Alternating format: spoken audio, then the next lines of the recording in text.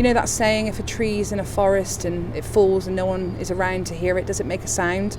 If a comedian is on her own for 6 months and makes jokes and no one's around to laugh, is she actually funny? I'll find out tonight.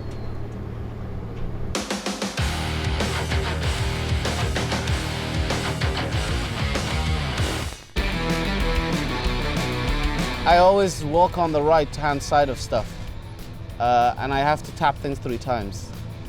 I'm also a Scientologist. So kind of the one thing I do before I go on stage is just a nervous wee. Always, a bit like when you go on long car trips as a kid, just have a try. Have a try. The weird habits or rituals I have are, well, I mean, I think a lot of comedians would agree that all of us need to go and have a shit.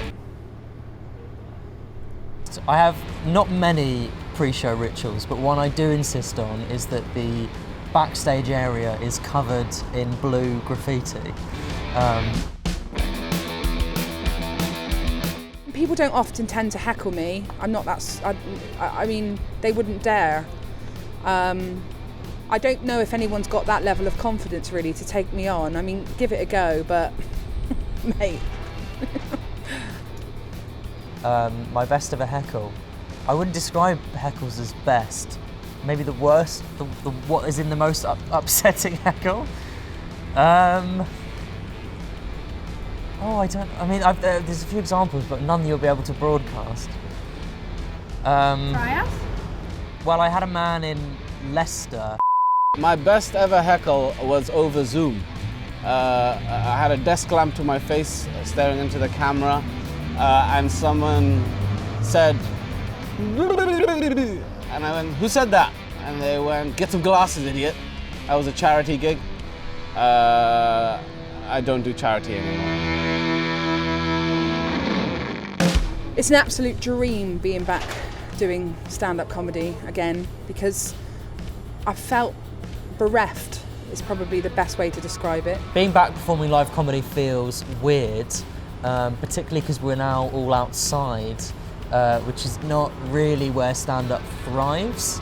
I've done a few gigs in festivals and garden centres and fields over the years, and it's challenging, but this is the new world, and it's exciting to be back doing comedy in this prison yard.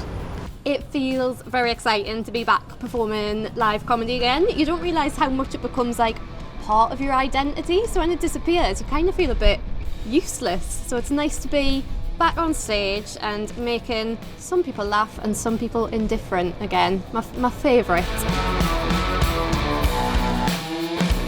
So the best audiences in the world are in Bristol and the worst audiences in the world are in London. Sorry guys.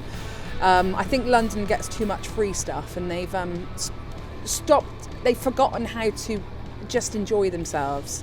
But Bristol, you know, this is the place that made me. And I'm hilarious! In London, people are a bit snooty and there's too much going on in London, whereas when you go out, people are a bit more grateful that you're there.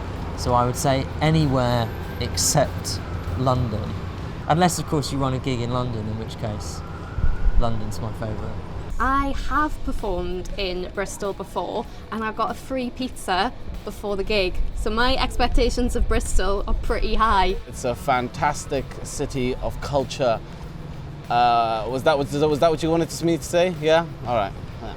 There's an Urban Outfitters on every corner in this city, isn't there? It's like Starbucks in New York.